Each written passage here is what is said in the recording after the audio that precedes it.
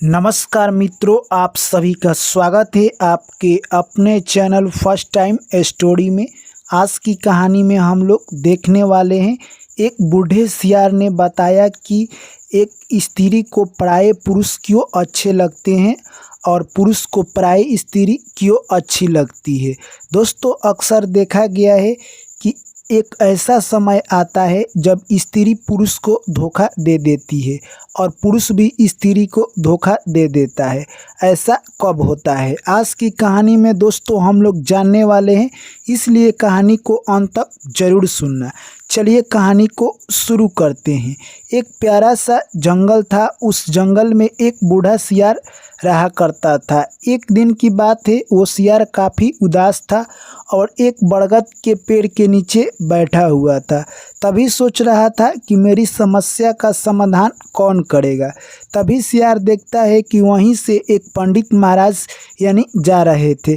सियार ने सोचा कि ये बहुत अच्छा मौका है कि मैं पंडित महाराज से अपनी समस्या का समाधान पूछ लूँ।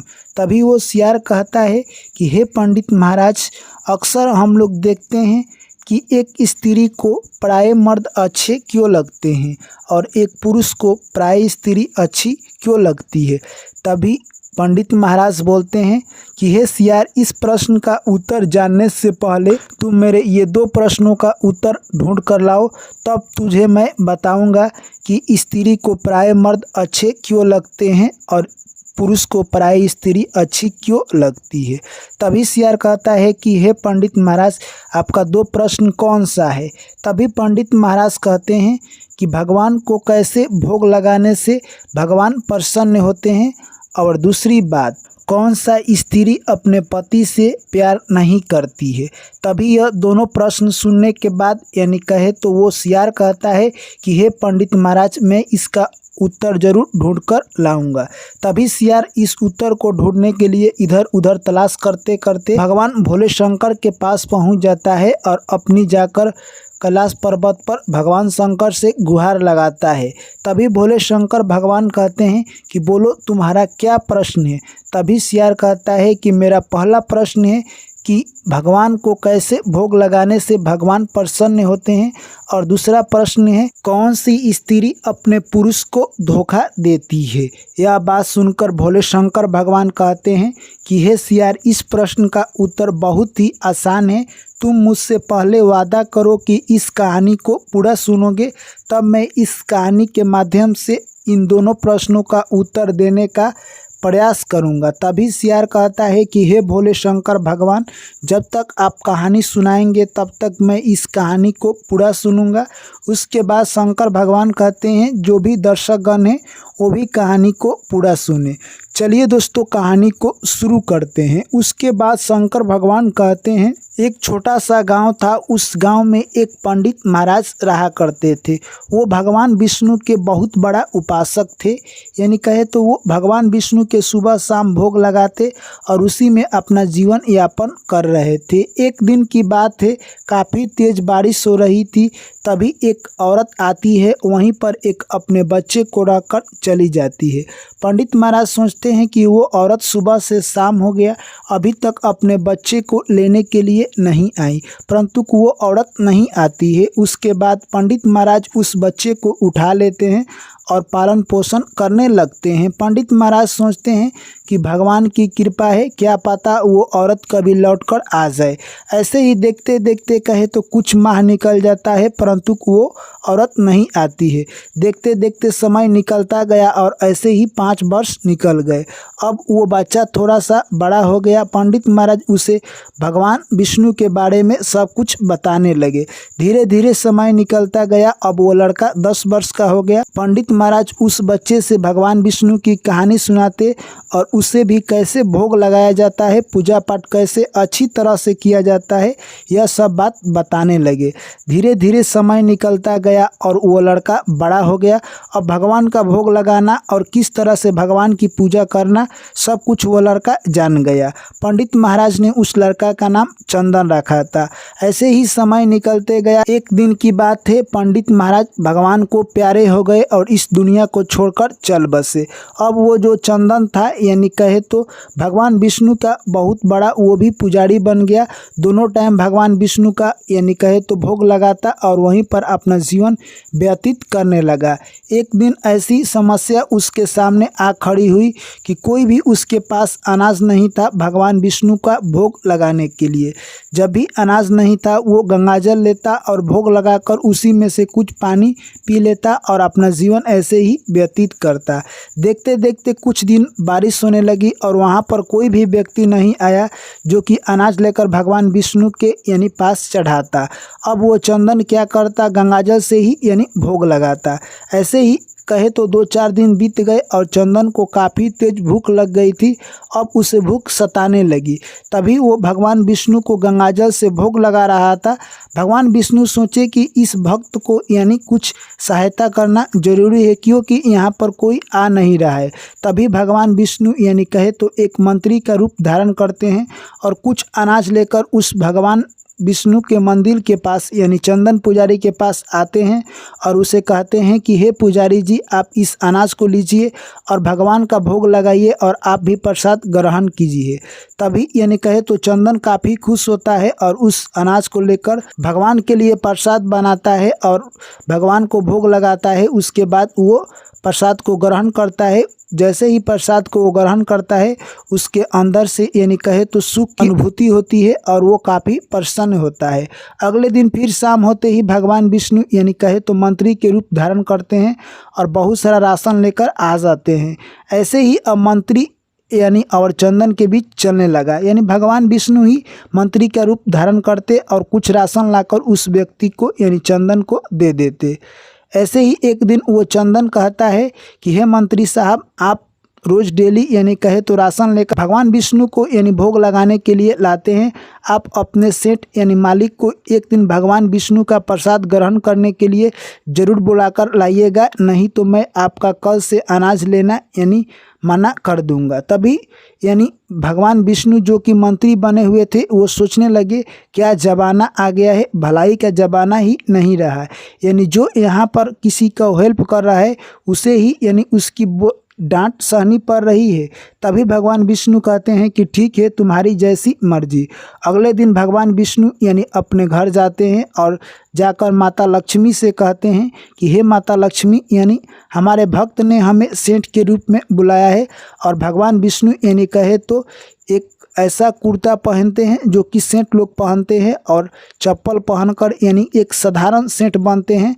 और माता लक्ष्मी यह सब देखती है तो वो भी यानी कहे तो अच्छी सी एक साड़ी पहनती है और सेठानी का रूप धारण करते हैं। और भगवान विष्णु और कहे तो माता लक्ष्मी सेठ सेठानी का रूप धारण कर अगले दिन शाम होते ही उस भगवान विष्णु के मंदिर के पास चले आते हैं। तभी वो चंदन पुजारी कहता है कि आप लोग तो आज हमारे कहने पर आ गए हैं, आज मैं भगवान का पूजा पाठ करूंगा और भोग लगाकर आप लोग को प्रसाद खिलाऊंगा। तभी यानी भगवान विष्णु जो कि सेठ के रूप धारण किए थे वो बोलने लगते हैं कि मुझे काफ़ी तेज भूख लगी है, तुम अभी मुझे प्रसाद खिला दो। तभी वो चंदन कहता है कि जब तक मैं भगवान विष्णु की भोग नहीं लगा दूं तब तक आपको यहाँ पर चुपचाप बैठना होगा, क्योंकि मैं उससे पहले आपको खाने को कुछ नहीं दूंगा। जैसे ही वो चंदन भगवान विष्णु की भोग लगाने के लिए जाता है तभी भगवान विष्णु यानी कहे तो चंदन के उस भंडारे वाले रूम में घुस जाते हैं और घुसकर चखने लगते हैं। जैसे ही वो खीर चखते हैं तो उन्हें काफ़ी तेज यानी मिर्ची लगता है, क्योंकि खीर में नमक की जगह यानी मिर्ची डला गई थी। और जैसे ही वो सब्जी चखते हैं सब्जी मीठा लगता है, यानी सब्जी में नमक की जगह चीनी डला गई थी। तभी भगवान विष्णु सोचते हैं कि वाह, मेरा भक्त क्या है, ये कैसे खाना बनाया है। और भगवान विष्णु यानी कहे तो पाँव दबाकर उस रसोई से निकल कर आकर माता लक्ष्मी के पास बैठ जाते हैं। तभी देखते हैं कि भगवान विष्णु का भक्त यानी चंदन उधर से भोग लगाकर आ रहा है। उसके बाद चंदन कहता है कि हे महाराज सेठ जी, आप अब प्रसाद ग्रहण कर सकते हैं, क्योंकि मैंने अपने भगवान विष्णु का यानी भोग लगा दिया है। तभी यानी वो सेठ महाराज कहते हैं कि ठीक है, तुम प्रसाद लेकर आओ। उसके बाद चंदन प्रसाद काट कर लाता है और भगवान विष्णु जो कि यानी सेठ के रूप धारण किए थे अब वो प्रसाद खाने लगते हैं। प्रसाद इतना सुंदर लगता है कि वो भगवान विष्णु सारा प्रसाद खा जाते हैं। कुछ प्रसाद बची हुई थी। तभी चंदन कहता है कि आप तो काफ़ी भूखे लग रहे हैं, अगर मुझे पता होता मैं ही दोषी हूँ, मैं आज कहे तो भंडारे में ज़्यादा कहे तो प्रसाद नहीं बनाया। तभी वो भगवान विष्णु जो कि सेंट के रूप धारण किए थे, वो कहने लगे कि तुम्हारा प्रसाद ऐसा है, इतना खाना मैं कभी नहीं खाता हूँ, आज मैं बहुत खाना खा रहा हूँ। तभी भगवान विष्णु का जो भक्त था चंदन कहता है कोई बात नहीं है, कुछ खीर बची हुई थी, माता लक्ष्मी को लाकर दे देता है, जो कि अन्न की देवी है। वो 2 दाना मुंह पर लगाती है और कहती है कि हे चंदन, मैं तुम्हारे भगवान की प्रसाद से तृप्त हुई। उसके बाद चंदन सोचता है कि जो भी बचा हुआ है उसी में से मैं एक दाना खा लेता हूँ और मैं भी अपने आप को संतुष्ट महसूस करता हूँ। चंदन ऐसे करता है और उसके बाद कहता है कि हे महाराज सेठ, आप मेरे लिए बहुत ही भगवान की बराबर है, क्योंकि आपने मुझे हर दिन सहायता के लिए कुछ अनाज भेजा है। तभी चंदन कहे तो भगवान की भक्ति में लीन होता है। उसके बाद भोले शंकर भगवान कहते हैं कि हे सियार। तभी चंदन देखता है कि उनके सामने साक्षात भगवान विष्णु और माता लक्ष्मी बैठे हुए थे। तभी भगवान विष्णु कहते हैं कि हे चंदन, मांगो तुम्हें क्या चाहिए। तभी वो चंदन कहता है कि मुझे कुछ नहीं चाहिए, आपने दर्शन दिया यही हमारे लिए काफ़ी है। तभी भगवान विष्णु कहते हैं कि नहीं, मैं तुम्हें इस राज्य का राजा बना देता हूँ।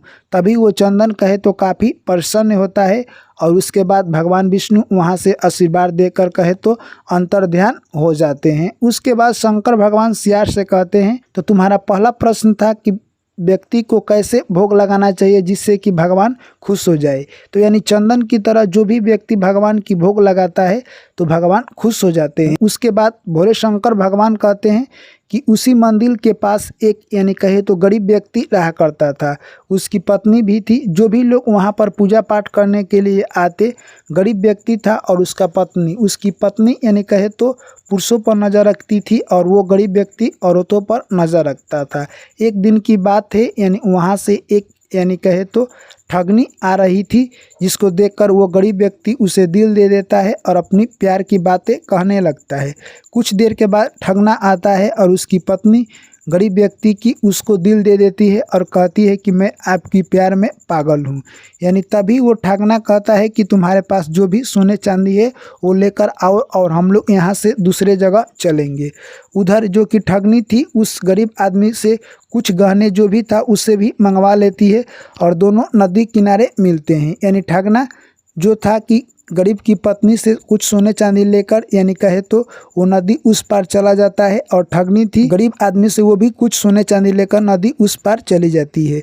ये दोनों कहे तो ठगना और ठगनी को तलाश में नदी उस पार ये गरीब औरत और गरीब पुरुष जाते हैं। ये दोनों आपस में एक जगह मिलते हैं तो कहते हैं कि हम लोग क्या गलती किए कि आपस में मिल चुके हैं इस नदी में, और हमारे पास जो भी सोना चांदी था वो ठगना और ठगनी लेकर भाग गए और कुछ देर में गरीब व्यक्ति उसी में डूबकर उन लोगों की मौत हो जाती है। तभी भगवान भोले शंकर कहते हैं जो स्त्री का चरित्र गिरा हुआ होता है, जिसका चरित्रहीन स्त्री होती है, वही स्त्री दूसरों पुरुष पर नज़र डालती है और जो पुरुष चरित्रहीन होता है वही दूसरे की पत्नी पर नज़र डालता है। तुम्हारे दूसरे प्रश्न का उत्तर यही है।